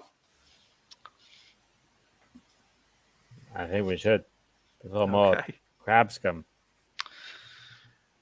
So you can go ahead and put your HP back, Helroth, as you've taken a moment.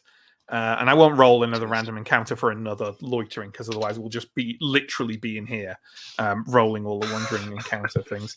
I'm assuming we're taking the passageway to the south that both things came from. Yep.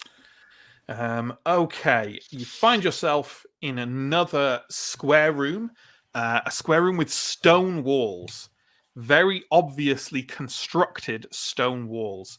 They are smooth, and if you get near them, they're cool to the touch.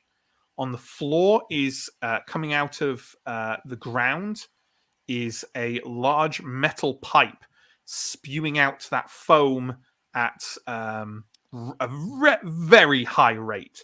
A lot of it is melting as quickly as it appears, but what isn't is kind of like foaming towards where the corridor you're emerging from, through that and into the room behind you and into the corridor. So this is most certainly the source of the foam.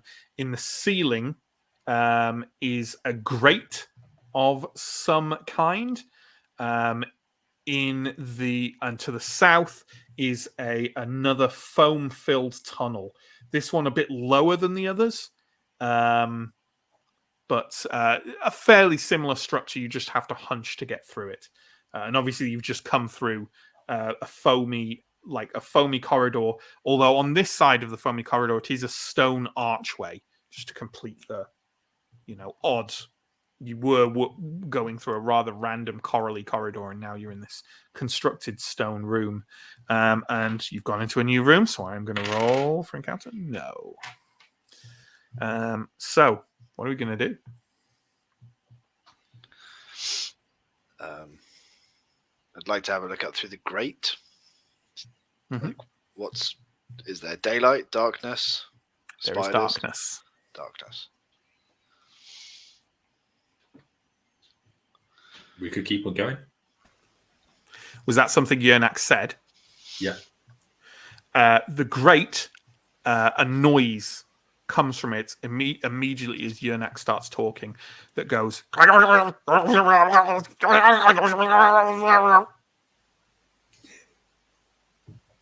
It sounds oddly metallic, like or crackly, like not unlike the recording cylinder in Munford's room.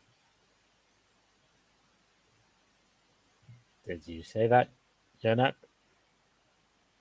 I think it came from the grate. The after as soon as Tiva speaks, it happens again.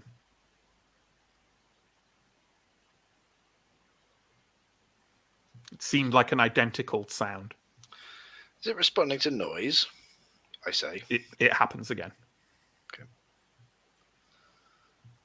It's automated. I will clap my hands, make a loud noise.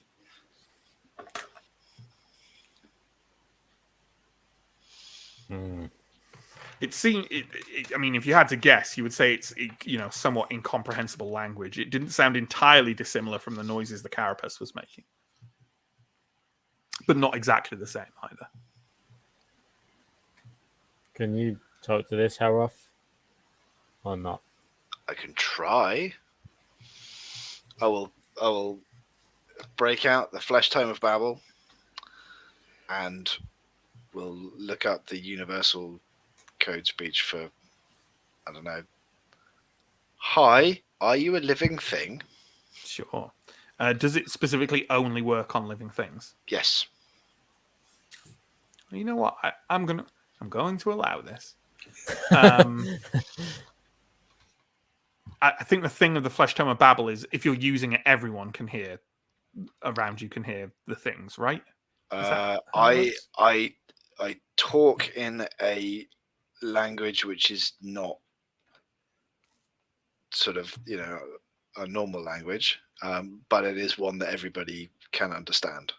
Right. And then other living things can respond in that language. Okay, so only you can understand the response. Okay. I need to look it up. I think the idea is basically everyone within earshot was kind of party to it. It was sure. Well, we'll say that. We'll say that you speak in that language, and then the response also comes in that language, which means everyone else can understand it. Anyway, you speak, and as soon as you start speaking this universal Babel language that the Flesh Tome provides, the grate from above says in a language no one understands, but everyone comprehends. Abandoned structure, crash imminent. Huh. I'll clap. It repeats it. Okay. Right. Automated message about an imminent crash. Question is the crash incoming or is the crash why it's here?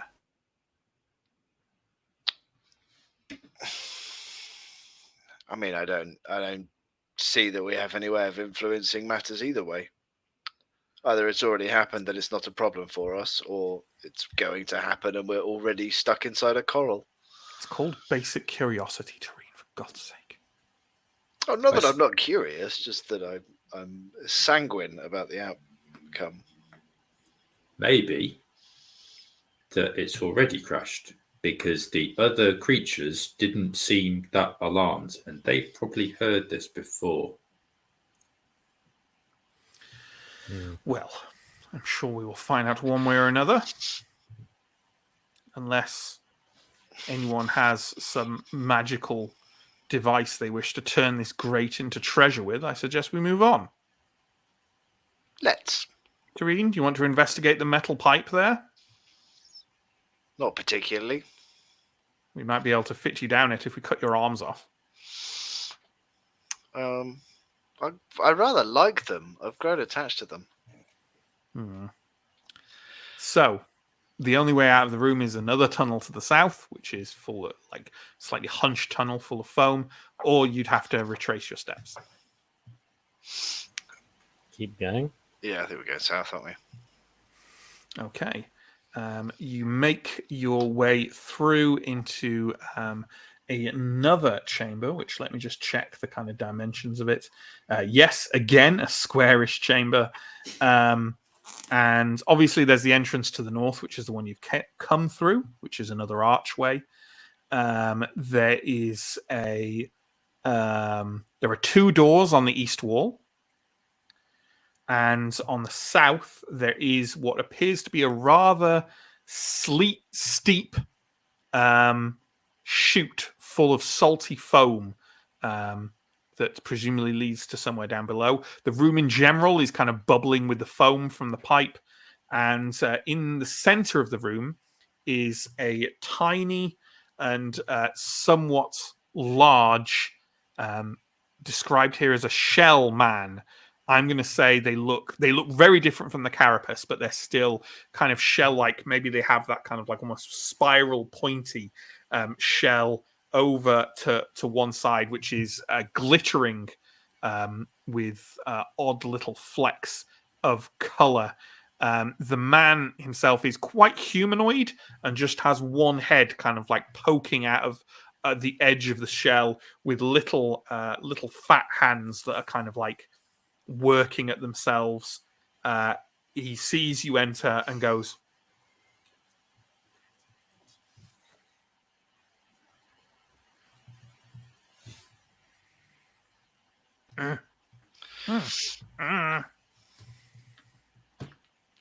Does that constitute a willpower roll?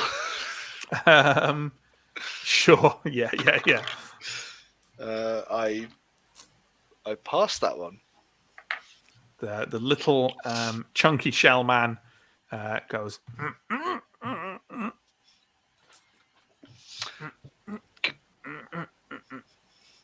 I go closer. He's pointing over what passes for his shoulder towards the steep chute that's full of salty foam. Right.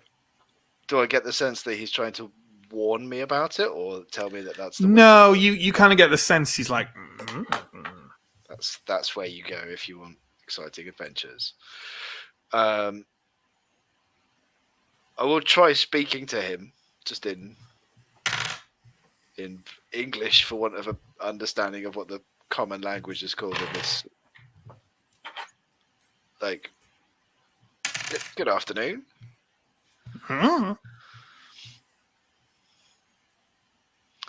Right, flesh tome's coming out. I'll try again. Good afternoon. Can you tell us anything about these chutes and doors? You don't think he can talk? Okay. He doesn't have the equipment to make words. Okay. To make good words. Fair enough. He seems very keen on that foamy chute. Right. I think he wants us to go down his foamy chute.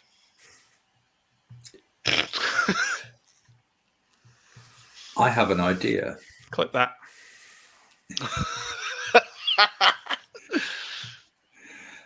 I'm going to get out my tyrant's rod and suggest to the group that I could order him to flee, and we could see which way he goes.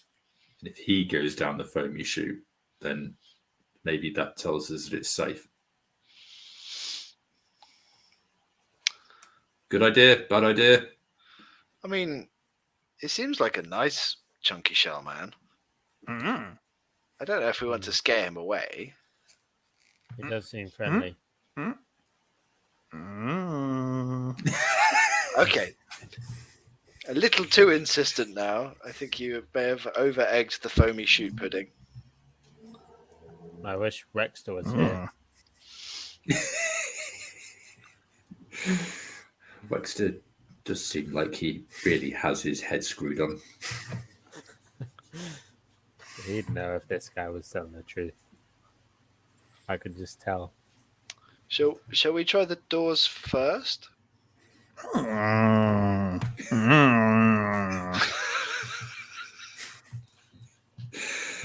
God, let's just stay in this room for the whole of the next session. Let's just ask Matt a long series of questions. To which the answer is...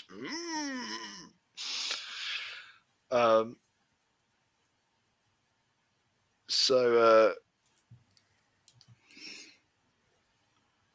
I tried to think what Elroth would do, whether he's just credulous enough to launch himself down the chute. I think he's too curious. I think I'm going to go and look in the first of the two doors.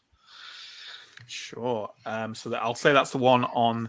If you're looking towards the east, it's the one on the left, or the more northerly of the two. Correct. Yes. Sure. For a start, the door is metal. As you get close to it, you notice it is also warm.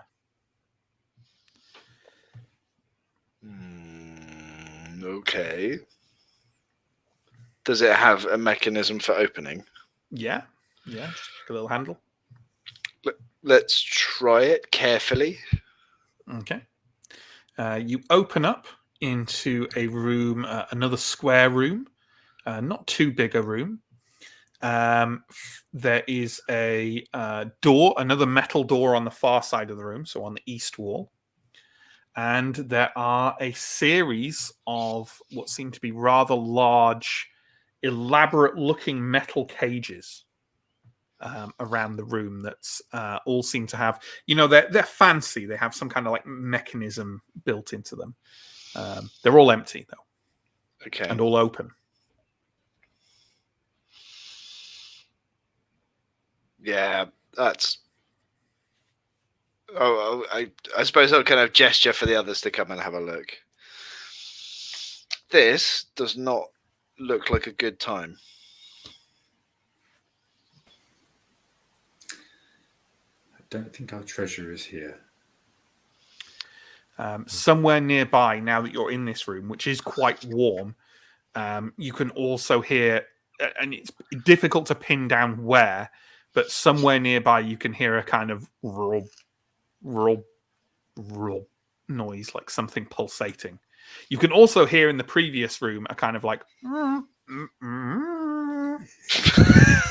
kind of calling you back in and gesturing towards the chute. Maybe we should be listening to the shell man. I don't like the mysterious warm open cage mechanism room. I'm gonna leave and shut the door. Okay, and I did mention there's a door on the east wall of the warm cage room, right? Yeah, but I'm not going through the room. Sure. No. Are we checking the other door in the Shellman room? Yeah, let's do that. Let's do that. Sure. This is also metal. It's not warm, but it does have a scattering of red coral, like growing along it, like a little kind of almost like a little fungal infection. And where does that lead? God, so many rooms. That's there. Yeah. Okay. This also leads to a square room. A room with no doors. Mike will be delighted to know. On the inside of that room, most of the walls are kind of like covered with long veins of thick red coral in the same manner that the door was. And the far wall, the east wall, is covered with the stuff. And the coral in its more kind of pliable, meaty stage of growth that it seems to have in certain areas. The whole thing looks almost kind of organic as it's spread across that wall in thick tendrils that cover it entirely. Meaty wall? Anyone?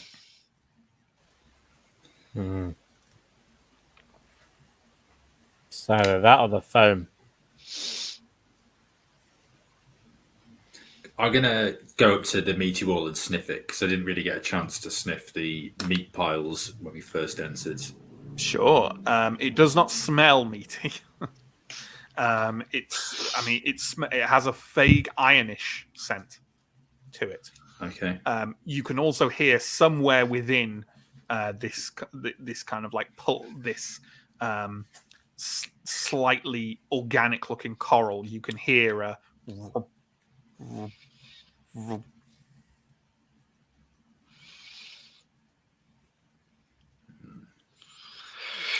Maybe I will leave this alone. Sure. Okay. I guess we're leaving that room, and I will launch myself down the foamy chute. You're not even going to look. Well, I can look on the way down. I've said it now. Okay. All right then. So if I said to you, it looks very long and clearly too slippery to climb up without a very long rope, Helroth would still just launch himself face first down that shaft. I will. I'll give you the chance. I feel it's only fair because no one said they were going over and looking in it to really investigate it. Launch. Does anybody have a very long rope? I will say. No one says yes. Does anybody have anywhere else they particularly want to be? Well, you know what? I will roll for Munford, and if he rolls a 6, he has a very long, a long enough rope. Right, he won't. He does not. He kind of peers down it and shakes his head and gives you a look like you're insane. I imagine if Munford had rolled a 6 and did have a very long rope, he would still tell me he didn't have one. Oh no, I think he probably would be like, yeah, try it. I'm going down the chute. Okay. We've come all the way down this corridor now. Those other rooms looked a bit dangerous. I mean, there were other passageways off the first room. I know, but they're all the way back. Okay. Sure. All right. Helroth, describe to me how you leap into this or slide down this very, very long chute. Well, like at the sort of the splash pools with the water slides. It's just kind of belly first. Okay, sure. You heave yourself into the entrance to this chute and start barreling your way down through vast quantities of salty foam. Your companions just hear. Would you say you're excited, scared by this? I'm just trying to create a noise for you to make. Or why don't you do it? And please do Doppler it out of existence. So I think it's going to be exactly halfway down the line between just excitement and terror. So and it's going to be kind of Nice. Excellent. Let's end the session there because that seems a very appropriate place to do that. And pick up with us next week for episode 5, Down the Chute. Incidentally, the Shell Man seems delighted. So thanks for watching, everyone, and thanks for playing, my wonderful players. If you've got any comments or questions, sling them in the chat and we will address them. In the meantime, a little bit of promo. If you check down below, you will find links to YouTube and to Twitch. You're watching on one, please check out the other. Links to our social media, our Patreon, our Discord. If you're interested in those kind of things, please take a look at those as well. We currently run 3 weekly series. Mondays is Warhammer Fantasy Roleplay, which Sam is running. I am obviously running Into the Odds on Wednesdays. And tomorrow, that's Thursday, sees the return of the Cincinnati Chronicles, our ongoing World of Darkness anthology series. And tomorrow we pick up with the 4th arc, which is Wraith the Oblivion. So join us for an incredibly existentially depressing time. We also run one-shots monthly. We have a load of them on our YouTube for you to check out, including Death in Space, our latest. The next one is on Saturday, June the 18th, where I'll be running a sequel to our Morkborg one-shot from last year.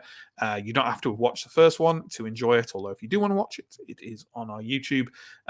And that one will come with a special tasty giveaway. I can't vouch for its tastiness, but it's a very good giveaway. So please do tune in for that one. Yeah, that's about it. I think we've still got John being stream manager friend on. So, John, do you want to sling up some comments for us? Gavin Average, it's all fun and games, then someone dives down a foamy chute. Yeah, it's true. And it's then true. It continues to be fun and games. More Yes. fun and games. Absolutely. Bye, Helroth. You'll have to tune in next week to find out if Helroth is still in one piece. Gavin, arrived by mistake, stay for the foamy chutes. That's what my mum always used to say. I think those are words to live by and die by. And exist in a kind of Schrodinger's half existence like Hellroth is until next week. Bye. The Shell Man would not lead us wrong. I don't believe it. Definitely not. He was a likable chap, wasn't he? He was, yeah. One from Stephen. I'm going to need a supercut of all of Matt's noises from this session for reasons. Look, what you do on your own time. It was stellar work. That's what I wasn't expecting to make as many silly Muppet noises, but turns out. Mike, you've contributed very little. This will be my Telling Tales epitaph. All I had as soon as I said that was just Peter O'Hanrahan. Peter, you've added nothing. Yeah, wonderful. That's not true, Mike. You contribute a lot of hilarity. Agreed. Steve, Hellroth continues to build his fancy bone collection. It's true, actually, isn't it? Most of your treasure has been bones so far. Silver-plated bones. Worst kind of murder hobo. Yeah. At some point, I'm going to play something on this channel that's not a total monster, but not this game. Not today. Don't kick food. I miss Wexter. We all miss Wexter. Miss Wexter. I miss Wexter. Your character in Coriolis wasn't a monster. No, he was okay. He was quite paranoid, wasn't he? But he was. Yeah, he was all right. Go watch Coriolis. It was good. Yeah, that's on YouTube. Limited series. Bingeable, I'd say. Bingeable. Yeah. Next, Steve, hoping the voice wanted help with destroying the tower. Well, maybe not. I mean, we really did channel our inner Fred Dibner on that one, didn't we? That is a reference. That is a reference that only 3 people on this get.